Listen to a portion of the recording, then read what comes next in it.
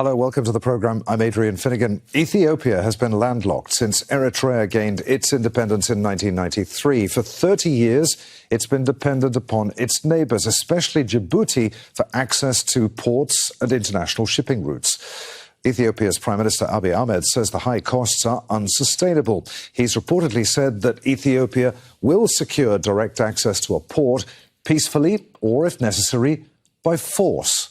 What does he mean? And what are the implications for neighboring nations? In today's political report, we spotlight a severe violation of Ethiopia's encroachment on Eritrea's sovereignty. Stay tuned as we dive into our detailed report now.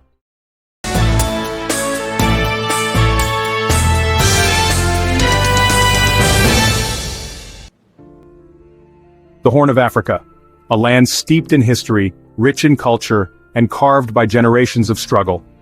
At the center of its eastern shore lies Eritrea, a sovereign nation, born through blood and resilience. And on its coast rests the historic port city of ASSAB.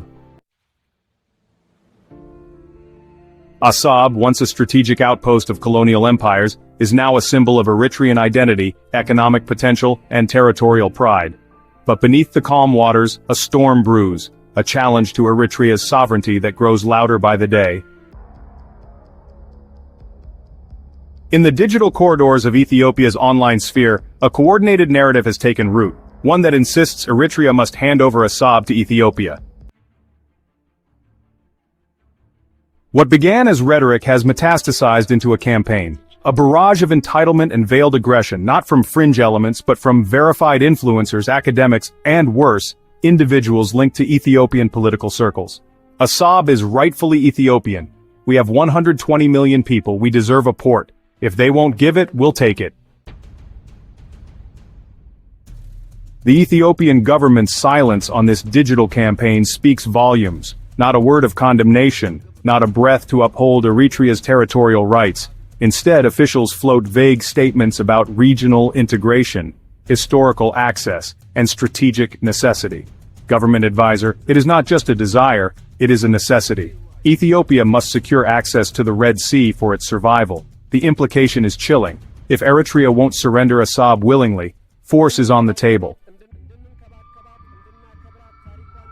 Eritreans know the cost of conflict. They know what it took to win sovereignty.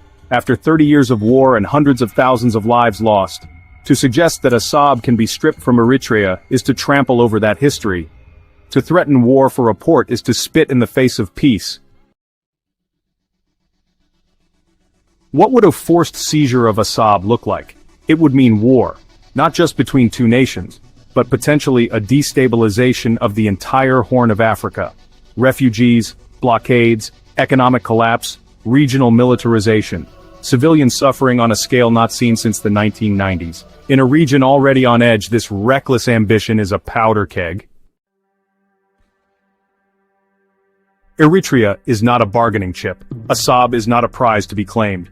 Sovereignty is not subject to negotiation, hashtags, or military threats. Eritrean citizen. We fought too hard for our land. Eritrean citizen, ASSAB is part of us. It always has been. Eritrean citizen, we don't threaten, but we will defend. To regional powers, global leaders, and peacekeepers, the time to speak is now. Sovereignty must be respected, aggression must be condemned, and peace must not be sacrificed at the altar of imperial nostalgia.